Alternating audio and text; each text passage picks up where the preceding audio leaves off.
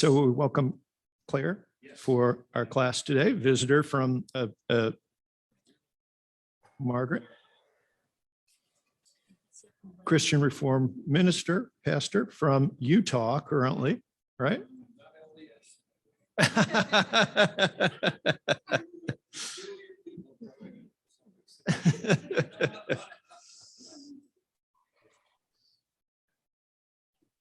So we're going to go ahead and start as we wait for other folks who may be joining us as we move forward. We also welcome our digital friends, Russell and Gloria. Kelsey is here, but she's also has a window open. And so today the past 2 weeks we spent with Bertie Pearson, and we I think many people really liked him and the work that he did with us for two weeks. I think he's a really funny guy, but also really able to convey a very good and insightful message about primarily the history of the first centuries with regard to the development of liturgy. But one of the things that he could have talked about that he didn't was what was, oh, by the way, Kelsey, did you get the PowerPoint? Yeah, we don't need it exactly now, but we will in a second. What was it like to live in the early centuries of the Roman Empire in the developing Christian community? You know, what we know is that in the very earliest days, the churches of St. Paul were much less sort of hierarchically organized than the church even 100 years into it. We have various gifts and ministries that St. Paul talks about, but even before the year 100, we probably have experienced a church that was beginning to understand that it needed not only written scriptures to keep the memory alive, but also needed to have a sense of authority that was passed on from one generation to another to ensure the continuity of the gospel, that it wasn't just in writing, but in actual people. So that's why we have bishops like Ignatius, who is a disciple of St. Polycarp, who is a disciple of St. John, who is martyred, talking about the importance of the bishop and the Eucharist, and so that there was a continuity of leadership in the early church. But the martyrdom piece is something we need to also keep in mind, that this is a church that over time, especially, became illegal in the empire, right? We probably know the stories, or might know the stories about the famous persecution by Nero. And you may remember the story about how a good chunk of the city of Rome burned in the year 64-ish. And I think I got that number right. But it was believed that it was probably started by Nero himself because he wanted to build this wonderful palace, the Golden Palace. So he needed to clear out some of the tenement dwellings where many people lived, and many people were killed, and a good chunk of the city was burned. But he blamed it on Christians who were opposed to he understood that as them as being opposed to the empire. And we'll talk about that in a second. But of course, that wasn't true. So many Christians died in that persecution. It's believed that both the apostles Peter and Paul died under the persecution of Nero. Horrible things happened where martyrs, witnesses to Christ who would not offer incense to the emperor, would not worship the Roman pantheon, were literally burned at the stake on the road to Nero's dinner party. That's why there's that famous hymn that we don't have in our hymnal anymore, but that was once to every man and nation. That's that weird verse that says, by the light of burning martyrs, Jesus' bloody feet I track. That's where that comes from. That there, it literally was burning martyrs. And that Jesus himself, the hymn invites us to understand, was with them in solidarity in their martyrdom. Richard. My understanding is that he, to make them burn, he put tar on them, which would be even more painful. Yes, I believe you're right about that. I believe that's correct. So, so to be a Christian meant you had to like have some literal skin in the game in those days to be baptized, right? And you know, it was a clear understanding of and you know, Father Birdie talked about this last week about baptism of being on one side of the font and then going into the water and coming out the other side of the font, and you were a new person. You had given up and your old life and taken on a new life, and would be often actually dressed in a new set of clothes, of white garments, to indicate, come on in, to indicate how different your life was, right? So this was the world of the early church, that when you made this commitment, you were making a big decision. Sometimes, as the Gospels even seem to indicate, you were ostracized from your family because of making this decision. You were no longer invited to the dinner parties if you were of that class of people. In the early days, the majority of Christians tended to be from the lower classes, not exclusively, but tended to be of society. And so we have the philosopher Celsus saying that, oh, Christianity, that's a religion of wool gatherers, laborers, slaves, and women, and sort of discounting it in that regard. But then, you know, as years progressed, other people are beginning to say, oh yes, Christians number among themselves some of the noble women. And by the year 300, we have magistrates and other people in the higher echelons of society being converted to Christianity. We can, Kelsey, let's take a look at the PowerPoint in that first slide. Okay, so here we were, the purple, the time of the theologian Irenaeus in the 180s. And then by the time of Constantine, the geographical spread had moved that far. Notice there's Christians all the way down into Egypt. By that time, there's also, we can't see it so much, but there were Christians down in Ethiopia,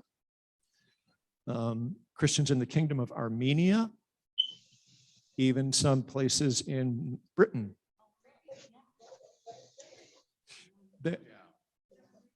That's Arabia, but that doesn't show any Christians in the Arabian part. But I think that's more like Armenia, maybe, in the green part. Oh, yes, and in Africa, and we're going to get to that as well. Northern part of Africa, Carthage, the city of Hippo. We're going to talk about that in a bit when we get to St. Augustine. But that's an example of the geographic spread. We can go to the next slide then. And this is an interesting slide because it indicates the presence of Christian communities in various cities over time. So in the year 100, you see the pink ones.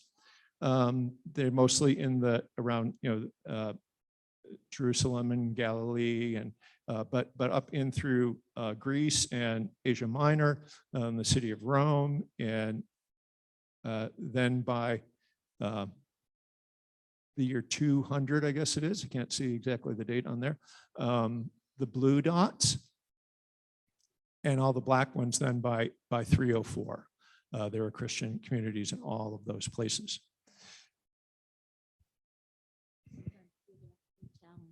What is that? Oh, what is the country way north? It's not Iceland or Greenland, is it? Scandinavia. It's a long way from Jerusalem. You will see a before 200 blue dot, I believe, in present day Saudi Arabia. You're right. You're right. Thank you. So yes, there were communities in Arabia, but probably not enough to indicate like a big spot, right? I've heard it said that Luke was possibly a Syrian. Yes, well, there are Syrian Orthodox churches even today, but yes, yeah. And interesting about that, the Syrian Orthodox worship in the language just escaped me, the language of Jesus, Aramaic. Thank you. Sometimes, the brain goes. But I was mentioning Rodney Stark, the sociologist of religion, in his book, The Rise of Christianity, which came out a while ago now in 1997. The research that he's done in terms of crunching the numbers indicates that there was probably a 40% increase per decade in the exponential growth of Christianity. So that means like in the year 40, there were probably 1,000 people who were Christian. If we want to skip along to 150, there were 40,000. If you want to skip to 250, there were over 1 million. And by the year 300, which is the time of the greatest and most significant persecution of the church, there were over 6 million Christians, which is 10% of the Roman Empire. But by the time of Constantine, it was 33 million, excuse me, in the year 350. So even in the midst of persecution, the church grew. Let me just say something about the last great persecution of the church.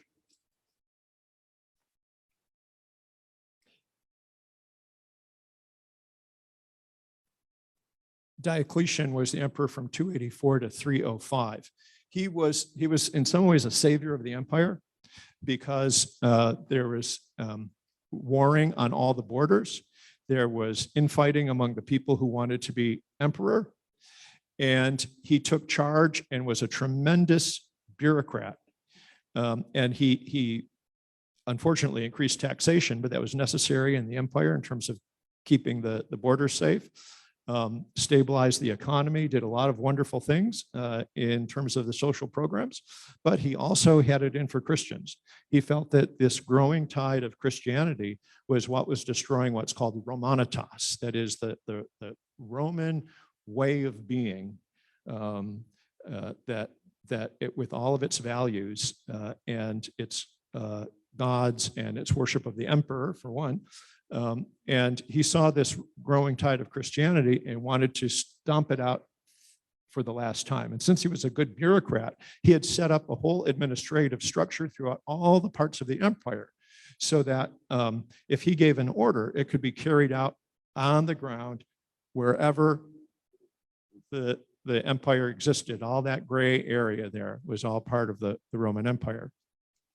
So he set about one of the most extensive and brutal persecutions of Christians that the church had seen up until that point. And now all of this just before Constantine comes on the scene. So the question then is, what happened? Well, he gave up the imperial throne, thinking that all of the bureaucracy he had put in place was going to make a difference. And it didn't really. And there was again some infighting about emperor, who was going to be the emperor.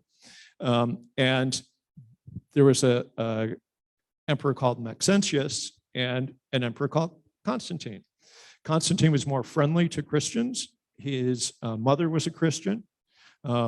It's thought that his father believed in one God. He believed in Helios, though, the god of the sun. That was also very important for soldiers in the days. That was their sort of their big god they worshipped. But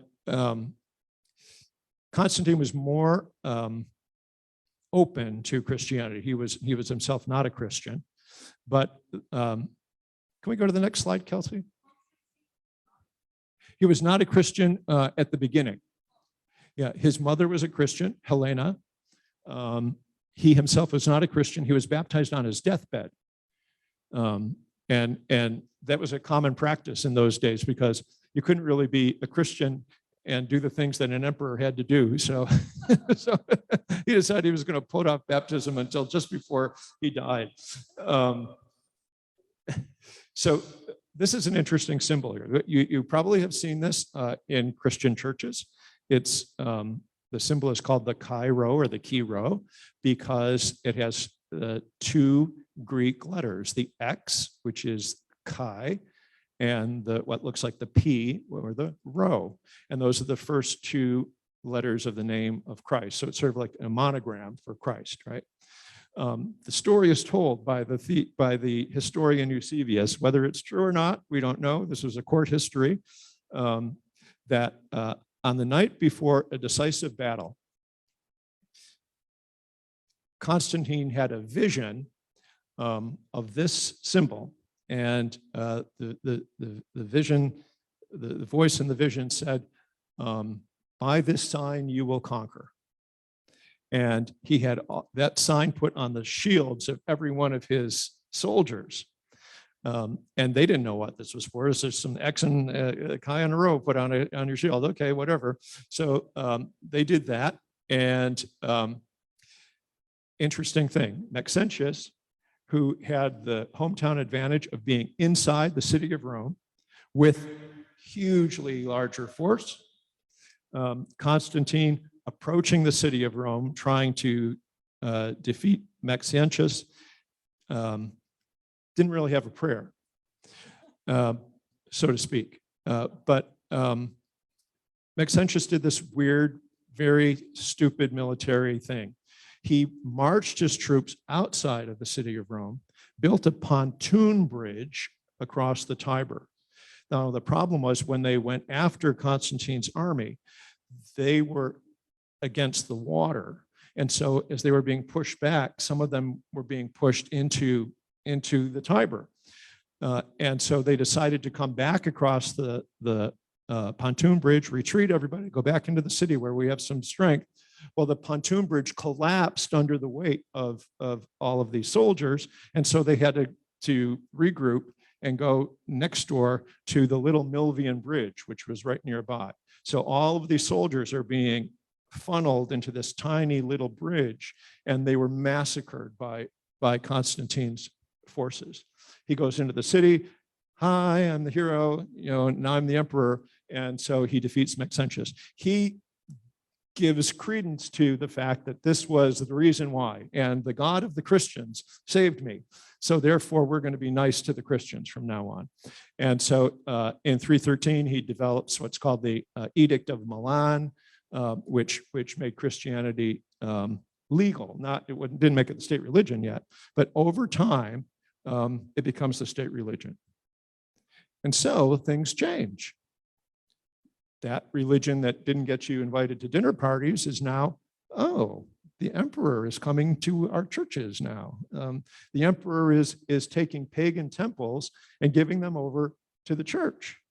The emperor is giving money to our clergy and they don't have to fight in the military. They don't have to do military service, which is what was given to the pagan priests before. And so over time, Christianity becomes really the religion of the whole empire. So things are now different. You don't have to embrace this as a matter of life and death any longer. Now it's socially advantageous to be a Christian. And like I said, by the time of 350, you have half the empire, over half it. The estimates are that there were 60 million people living in the Roman Empire during this period. 33 million of them are Christians. So you have that going on. So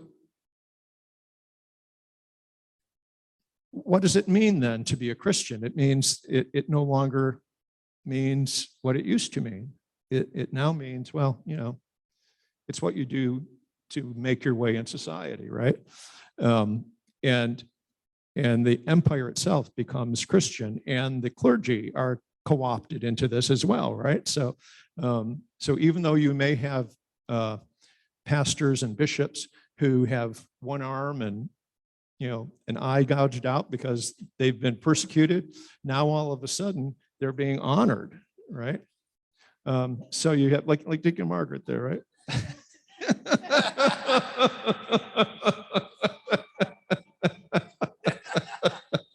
Like Dick and Margaret, she suffered for her faith. But you see the difference now, right? I mean, that at one time, this was a commitment of your life. It no longer had to be, even though, you were worshiping with people for whom it still was a commitment of their life. But you're also worshiping with people who were like, oh, Richard, I'm going to give you a promotion. You came to, you're a Christian too, huh? Oh, okay. Let's come to my office tomorrow. So this is how things began to change. But the empire was not totally Christian. Remember, almost half of people weren't Christians, right? They were still pagans. Still worship the old gods. And actually there was only one emperor after Constantine, only a 2-year stint. That's emperor by the name of Julian, who gets the name apostate because he went back. He thought he could turn the tide, go back to the old ways. He was unfortunately, or fortunately perhaps for Christians, but he was killed in a battle after his second year in office. So Julian didn't last so long, and then it went right back to the old the reforms that Constantine had begun to put into place. So the question is, why did Constantine make Christianity legal? Now, we have this story that Eusebius tells, but Galerius, the emperor just before Constantine, also started to weaken some of the persecution of Christians, probably because, it could be that Constantine saw the handwriting on the wall, or what's that old thing from the 60s? You don't have to be a weatherman to tell how the wind is blowing. He probably said, hey, we really are, this is not going well for the gods. So we maybe better embrace this new religion. And some historians believe that probably was the case because of the way that Christianity was becoming so popular within the empire. We had a sidebar and we decided, you said his mother was a Christian? Yes. Well, that's all it takes. His mother is famous, Helena, because she went to the Holy Land.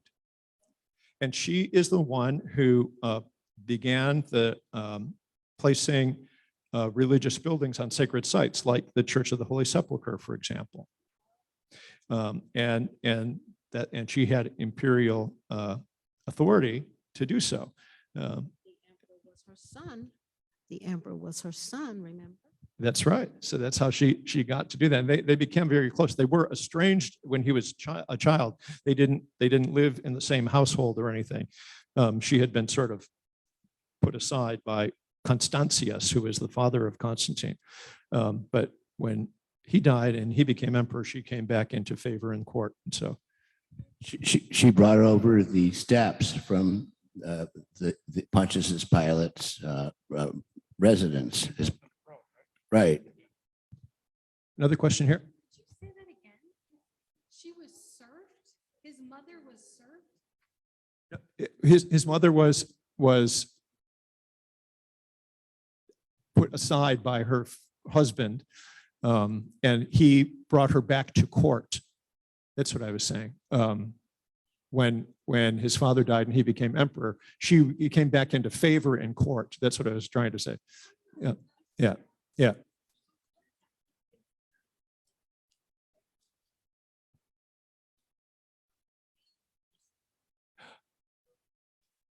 Oh, when she was not in favor in court, right? Yeah, she would have been like this was not unusual, where if a Roman, especially a Roman of status, if their wife was no longer convenient for them, they were given a villa someplace out in the countryside to enjoy themselves in their life. As long as you aren't around me, it's okay. So that was the idea there, right? How do we even know this about his mother? What is the source? Say, How do we even know this about his mother? What is the source of our information? About Constantine, the European Roman historians, and I'm not sure exactly which particular one. Yeah, well, yeah, because she was the empress, right? And so she would have been that would have been known, right? Oh yes, she was put aside or whatever. I can't tell you the details of where she went or any of that, but that in other words, he didn't grow up around her. In other words, and only became close after he became emperor. We only know this detail because of their status. Oh, absolutely. Yeah, because they're imperial family, right? There is a lot that the imperial family, even in Christendom, is very important. The emperor was worshipped, remember, since the time of Augustus, the emperor was worshipped as a god in pagan culture. But even under Christianity, the imperial family has a great deal of status, right? When did she come to Christ? Did she do this during her exile period, or was it prior, or was that why she was exiled? I don't have an answer to that question, but I'm sure we could find it out. Is there another slide? Oh, yes. Okay, we're going to hold this one. Now we're going to, you can keep it on there, but now we're going to talk about, we're going to skip ahead of another 100 years. Into this milieu of a Christianized Rome with pagan culture all around it, there arises a man by the name of Augustine. Now, we'll tell you why he's important in a second. But what was happening in Rome was that there was that wonderful social program of Diocletian was decreasing now. From the north, Germanic tribes were starting to make incursions down into Rome. They weren't necessarily coming in as warriors. They were mostly coming as immigrants because they liked everything that Rome offered, all the goodies that the Roman Empire had. And so they were making incursions down into the Roman Empire. Also, there was a Persian Empire to the east that existed and had been Rome's bane from the very beginning, and they were started to make incursions from that side of things.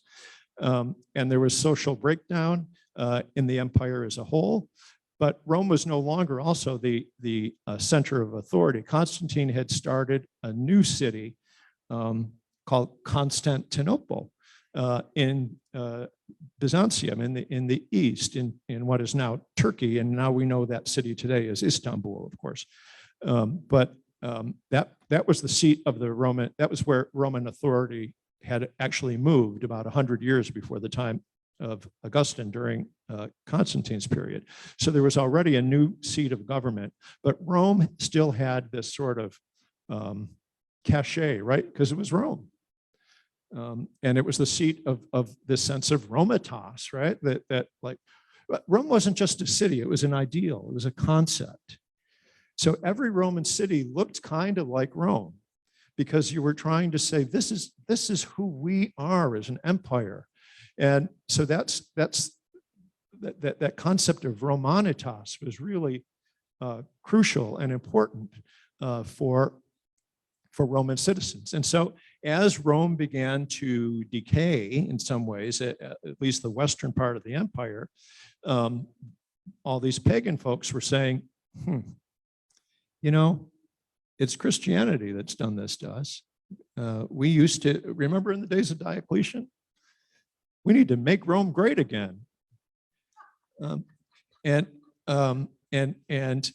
we need to get rid of all these Christians. And then, thank you for laughing at that.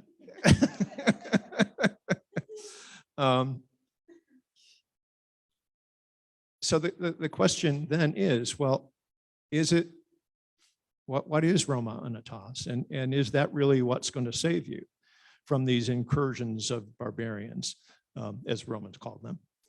And the facilitating thing that happened was in the year 410, the city of Rome fell to the Visigoths.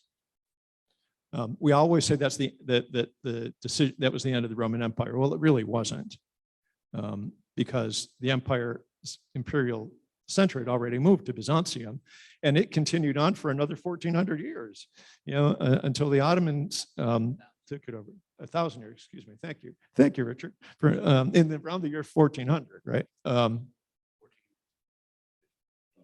1459. Oh, thank you. Okay, very good. I'll just point out, there's still Roman, there's still Italian, so in a way, it's still here. So Rome still existed, but this concept of when Rome itself is overrun by what they considered barbarians, they see that an empire, 1,000-year-old empire, is crumbling. And why is that? Because of the Christians. That's why. And so St. Augustine comes on the scene. St. Augustine is born in North Africa. He's an African, comes from the town of Tagaste in the bottom down there. He comes from a wealthy family. He is very, very smart. And so he gets the very best education. He becomes a philosopher. He is not a Christian, although again, his mother was a Christian. Anybody remember her name? Monica, there we go. And for whom we have Santa Monica, California. But that's Monica is his mom. She is said to have prayed for him daily for his conversion, and eventually it took. He moved to Milan to be a teacher and eventually was converted to Christianity in the city of Milan, baptized by Bishop Ambrose. He had a common law wife whose name we do not know. He never mentions her, even in his confessions, that he, again, put aside shortly before he was converted to Christianity. He had a son to whom he was absolutely adored, who was baptized with him, who died when he was 17. And so that was a huge loss for him in his own life. And he came back to North Africa, where he became ordained as a priest and a bishop, and he became the bishop of, and he was a monastic also, became the Bishop of Hippo. So that's why whenever you refer to St. Augustine, he's often referred to as Augustine of Hippo, right? But he was a prolific writer, and it's amazing that we have all of his works. It's probably the greatest amount of writings that we have from a classical author that still exist in total. Many of the writings of that period, the Roman period, are either lost or we know them only in fragments. But because Augustine was so important, monks and others took all of his documents and brought them from Hippo to places like Rome, where they were preserved. But he's famous for the Confessions of St. Augustine. That's one of his most famous works. And then, yeah. Civitate Dei, the city of God. And that city of God, maybe we're going to get to that. He really, as Rome fell, people began to wonder, what about our identity? And he, as a Christian, established the case that there's, old Rome or Babylon, but the city of God, the Civitate Dei, is the church, the people of God, and that continues on. And that's their identity, the Civitate Dei. Well, I'm glad you said that, because that's exactly where we're going. So in the face of Romans, Roman philosophers and other pagans, or those who worship the old gods, and the concept of Romanitas being so important, they sort of idealized. So when I said make Rome great again, I think it really was. In fact, it was tongue in cheek, but it's really true that they really thought that they had a vision of what it meant to be a Roman, and we need to get back to that. And Augustine said, well, he spends a lot of time in this, his central work called The City of God, and that's where I want to conclude us with today, talking about the fact that this concept of Romanitas that you all say that there were no glory days.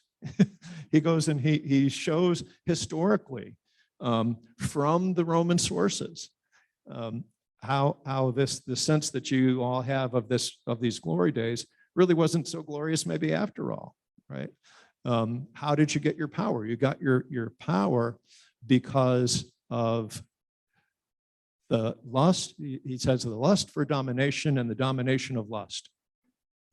That is, you got your power. The Pax Romana came by killing everybody who got in your way, not because you had some glorious vision of what humanity is like. It came through brute force.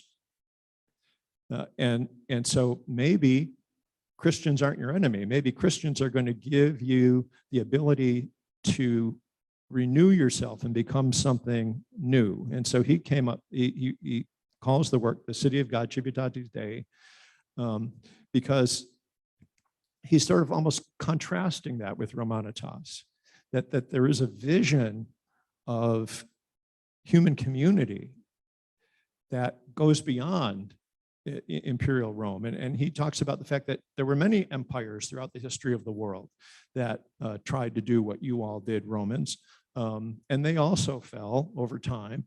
But this he says, the city of God exists not, it isn't equal with the church. That is, the church is not the city of God, but those who are in the church have the vision and the dream and hold the city of God forth as their vision. And Augustine is important also because he's the last Christian theologian who speaks in a pluralistic context for the next, like, how many years, until the present time. Because, after him, the Christianity becomes, paganism continues to decline, and Christianity becomes sort of like, everybody's a Christian, right? For the most part, at least in the West, we're talking about now, right? Until maybe the rise of Islam a few hundred years or a couple of 100 years later. But so I guess that's the question that I'd like us to consider. Let me just say one other thing about Augustine. First of all, the very first word of the city of God is gloriaissimam. That is, most glorious is the city of God. And he uses this concept of glory, which is what Romanitas really said, that Romanitas is a glorious thing, and we're all part of that. And where we get our identity from is because we're Romans, and because we're Romans, we have glory. And so Augustine says, no, because you're a Christian, you have glory because you're part of the city of God. And you're part of this wonderful community that's going to find its fulfillment at the end of all history. And the new creation is going to come into play. A new city of God is going to come in its fullness. And that's the vision that we should all have. And so even as he was dying, the dates for City of God, let me see if I have them written down here. Yeah, he began the City of God in 411 and completed it in 427. So that's a long time, right? But he died a few years later, on August the 28th in the year 430. And literally, as he was on his deathbed, the Vandals were besieging Hippo. And just after he died, they came, took over Hippo. That whole wonderful Roman culture that was part of Carthage and Hippo and Tagaste and all those cities fell into disrepair. And all of those cities became abandoned pretty much at that point. And so we have the last really great classical thinker in Augustine of Hippo. Now again, we have other people in Byzantium um, but they aren't really in this sphere of influence in the West as Augustine was. Richard. So maybe I'm getting it mixed up, but were the Vandals followers of the Arinian heresy, where Christ was not divine, and that almost made it maybe easier for Islam to expand to North Africa if they had that tradition, but could they also believe Christ is not divine? Huh, I didn't thought about that. I mean, maybe that could be the case, right? But what Richard is referring to is the fact that many of these Germanic tribes were not pagans. They had already had some influence in Christianity, and they were, many of them were what are called Arians. They believed in the humanity of Christ, but not the full divinity of Christ. And that could be a whole other class to talk about Arianism. Father Bertie has this wonderful phrase that he actually got from Archbishop William Temple. And he says that you can always tell a heresy when it takes the mystery of faith and puts it into a bite-sized tablet that you can easily consume. And so Arianism, oh yes, yeah, Jesus is just man. He's not man and God. He's a man. They used Platonic categories of the philosopher Plato to understand Christianity. But unfortunately, it was not what the ancient fathers of the church had taught. So anyway, we're not going to get into Arianism today, but yes, they weren't just like, all of them weren't just worshiping like Odin or whatever. You know, they were, many of them had already been exposed to Christianity. And that's why earlier, Constantine has this church council to try to talk about many of these things, right, in Nicaea. So anyhow, that's Augustine, and he dies knowing that this empire, which was the source of so much knowledge and education for 1,000 years, at least in the West, literally was coming to an end as he was dying. So it's sort of a tragic story in some ways. But I guess the question that I would want to leave us with is, okay, that was Augustine's world, right? And what he had to deal with in his time. So how do we articulate the faith in our day? And how do we set forth the vision of the most glorious city of God? Speaking to and you know, because he spoke to the language of he spoke to his culture, he spoke to the movers and shakers and the thinkers of his time in language that they understood, and was a public theologian. So I wonder how in our day, you know, we're living in not so different times in some ways. You know, I mean, we can talk about all the differences that there are, but in some ways, the sense of social breakdown, that concept of make America great again, is something that speaks to people because it's a real feeling, you know, that people have, that, you know, everything is falling apart in some ways. And what are we gonna, you know, we might joke about that, but it's a real feeling that people have about, oh my gosh, you know, the world seems to be falling apart. That's not unlike what he felt and experienced in his day and tried to speak to. So I'm not going to give you any answers for that, but I thought maybe if anybody has any thoughts about that, that might be a good thing to ask a question about.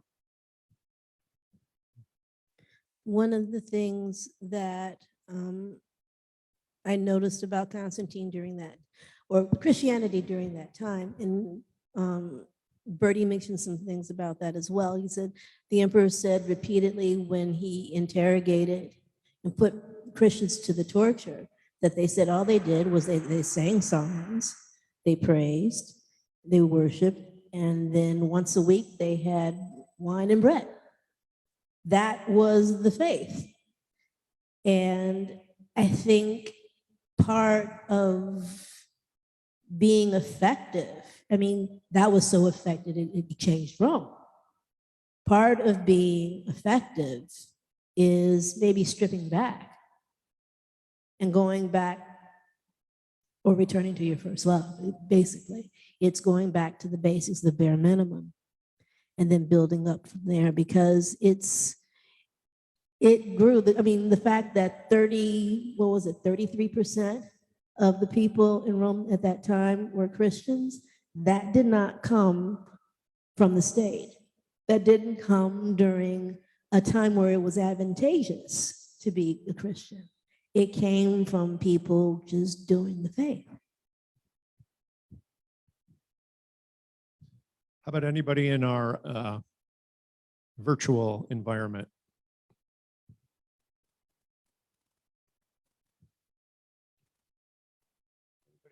Anybody else have other comments? Richard? Sorry for talking so much, but one thing early in the talk that Father Mark said about Christians in Rome coming from the lower spectrum of society, it is actually true to this day in the India. So these, the untouchables maybe had a very much higher conversion rate, and so Brahmins may not want to commute with them, that type of thing. And then on a totally different topic, my wife and I went to Split in present-day Croatia, the city where Diocletian retired. He, from, I guess, 305 to 325, he lived there in splendid retirement, built a beautiful mausoleum, and had a temple of Saturn. And those two structures were entirely recycled by the church. And the mausoleum is now the cathedral, and the temple of Saturn is a chapel, both still with, I think, original roofs. Well, yeah, like the Parthenon, right, in Rome is preserved wonderfully because it became a Christian church.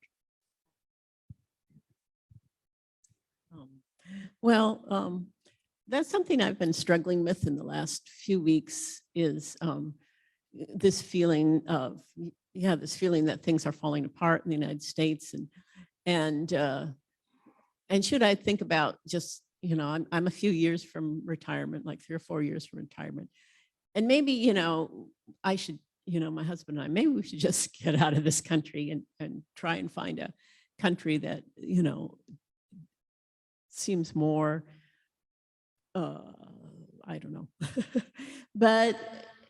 And so that's one of the things I've been coming, I come to church anyway, but I've been coming to church lately and kind of struggling for answers about, what my duty is to my native land and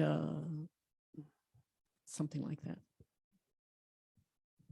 Well, that's a wonderful way of phrasing it, because I think Augustine would say to you that, yes, you're already a citizen of another country.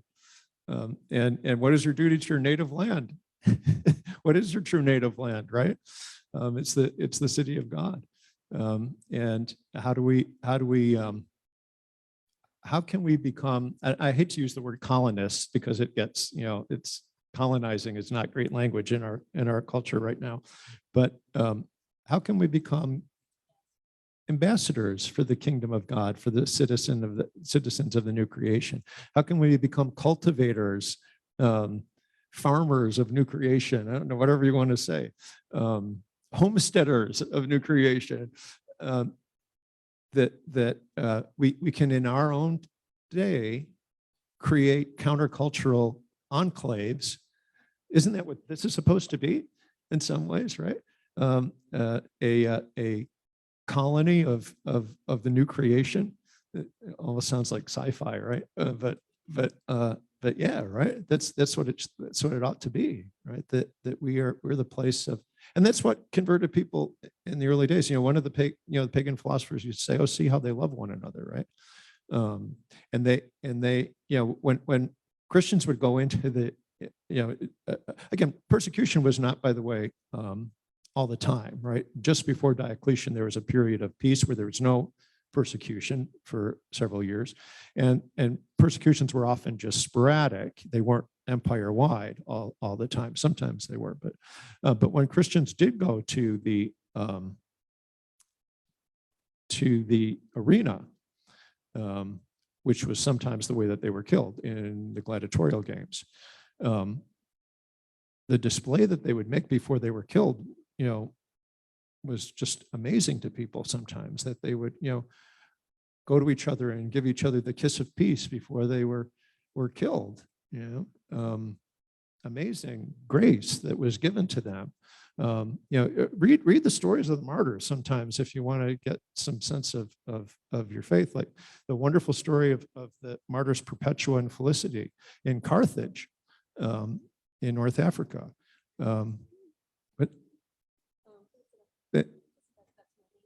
Yeah. And so that's, their wonderful story about how,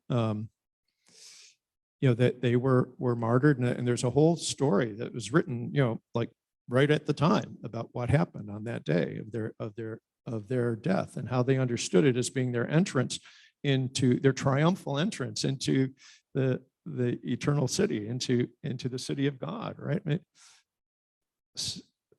stuff we find difficult in our time to really grasp about the kind of courage that those folks had for the sake of their faith.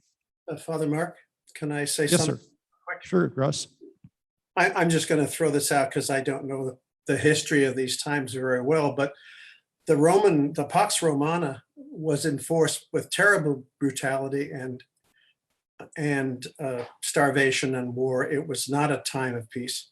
It was enforced in a way that was so barbaric that I wonder if people fled to Christianity because it wasn't part of the state, because it wasn't part of that cruelty, because it wasn't it wasn't an arm of the state. And then for a thousand years or so, that we became the arm of the state. And a lot of people still see Christianity, my friends, as that we're just part of the establishment. And I think that's dangerous for us. Yes, and you're right. I mean, that's Christendom had some benefits in many ways, and in fact, it did bring about perhaps a certain conscientization of cultures, right? That some of the values of Christianity did become inculcated in the culture. For example, we don't have gladiatorial games anymore, for example, right? Where people are killed, or theater plays where real people are actually killed as part of the drama.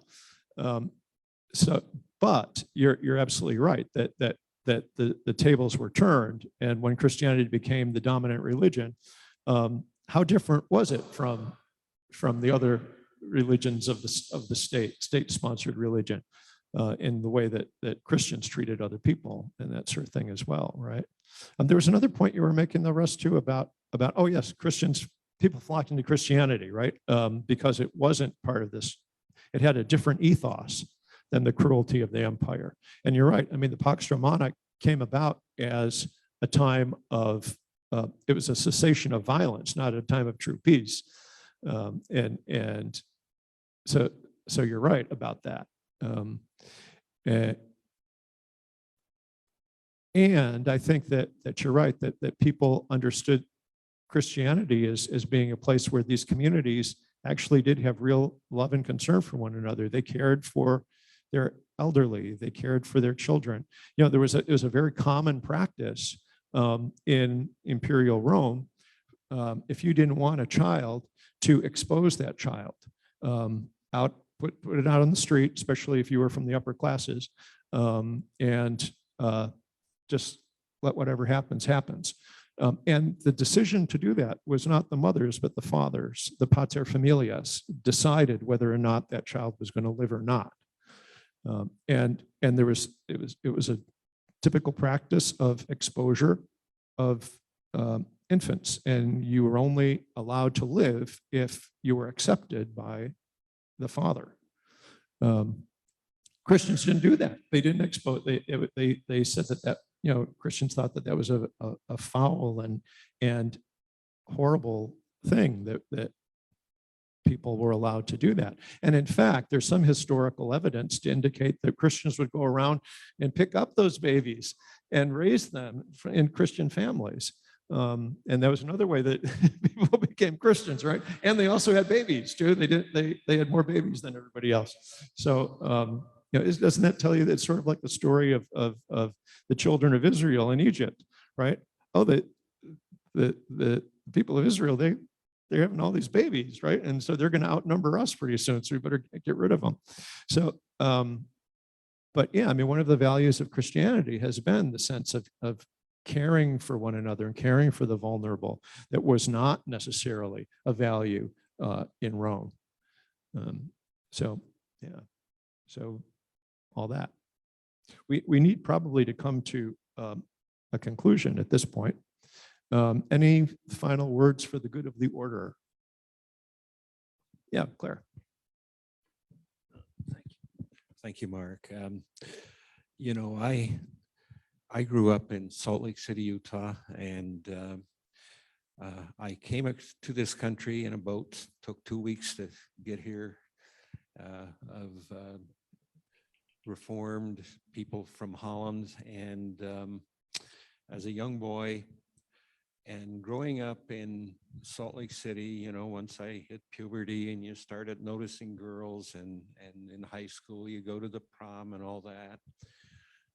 And as a Christian, I really felt like there was a real burden placed on me to affirm my identity as a Christian. And for me, one of the things that meant is that I ought not to be dating LDS girls, because dating leads to mating, leads to marriage, and that would be, as the Bible says, unequally yoked together. And I think one of the things that I learned as a young man is that it's important for us to not only find our identity in the Civitate Dei, but to try to seek out just what that means and what the implications are. And it might mean a whole lot of different things for different people. But for me, as a youngster full of hormones and all that, for me, it meant that I should not be dating these LDS girls. And that's just one small example of that bigger concept that we need to, in this world that's falling apart, we need to affirm our identity of who we are in Jesus Christ. Find ways to do that. Thank you. Okay. Oh, yep. Okay. Can you give that to the back row? Thank you, Father, for your for holding the classes and for talking about this information about the early formation of the church. I always say that I'm a Roman Catholic on the lamb, so I appreciate you hosting me, and I also believe that in my Father's house there are many rooms, and this is one of the beautiful rooms that I found in my Father's house. Now, with what you were talking about Christianity, as one of the things I see now is a great divide among generations. I always find interesting that at church, it's always either middle age or older people that are coming to church. And I'm terribly interested in young people. But I find that a lot of them don't want anything to do with organized religion because they feel that it's full of superstition or things that don't have any meaning. And yet, I also see in younger people an enormous emptiness because they have nothing. They want to worship what they think or what they feel, and in some cases, how they look. And we who have gone over that, that prime age of, 25 or 30, know that these things are going to pass, but I think that it's interesting to invite them to the table. It's critical to invite them to the table. I know that I think it was Augustine or one of the other saints that talked about if you teach somebody how to worship by the time they're 7, you'll have a Christian for life.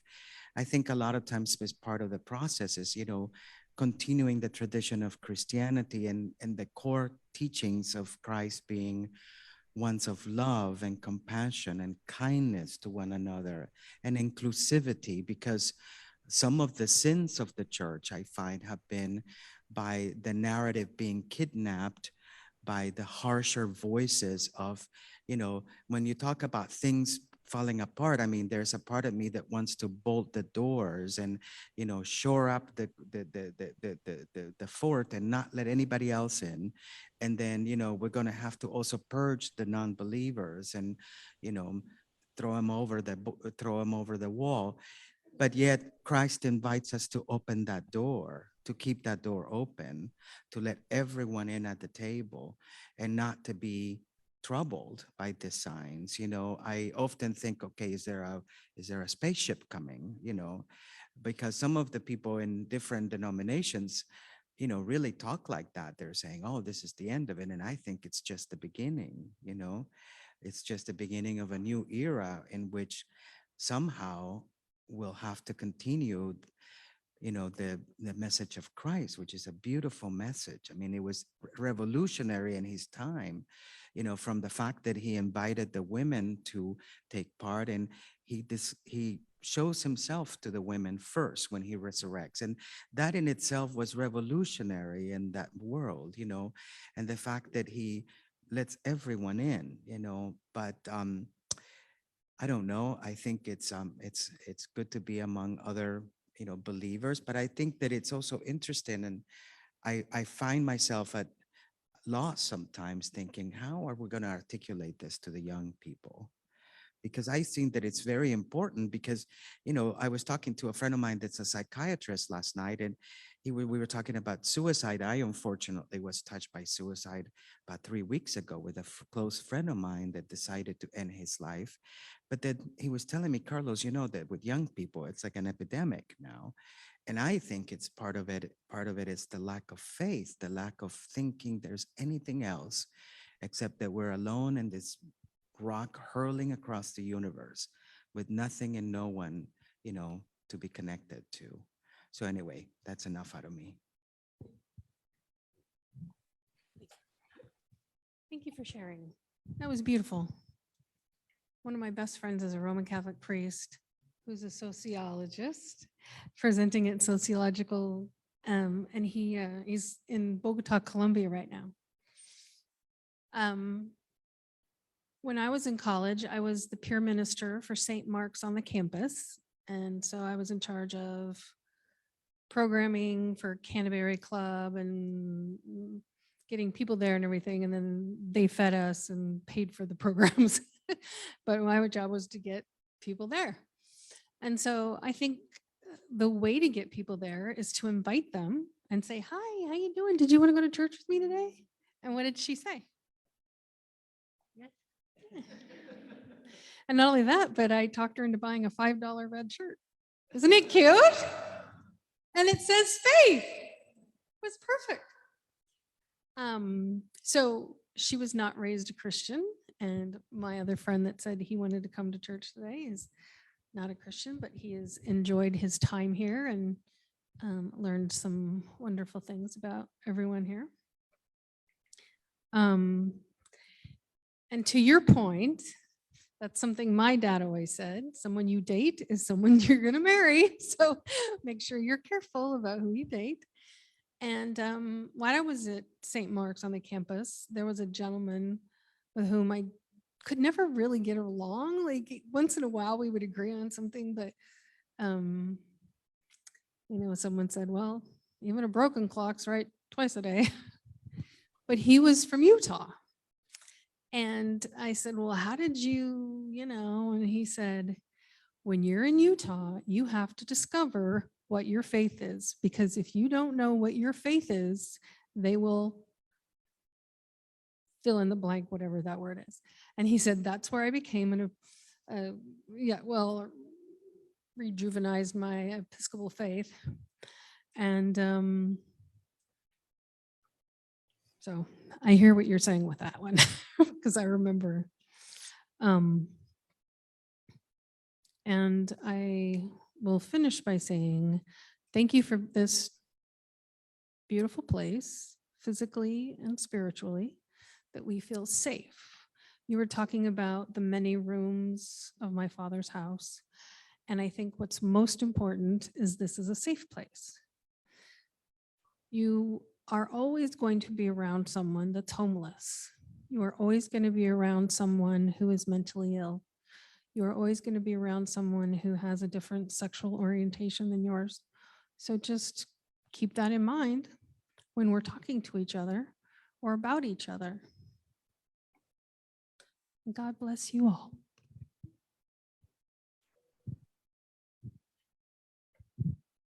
I think that is the folks who wanted to share. And so anybody else, Mary or Gloria or Russ, any final words from you all? Gloria's in the witness protection program, apparently. And Mary's been raptured. Oh, there she is. Oh, and there's Gloria. So thank you all for being here today. And the next Christian education, I don't have an exact start date yet, but we are going to be doing our adult vacation Bible school.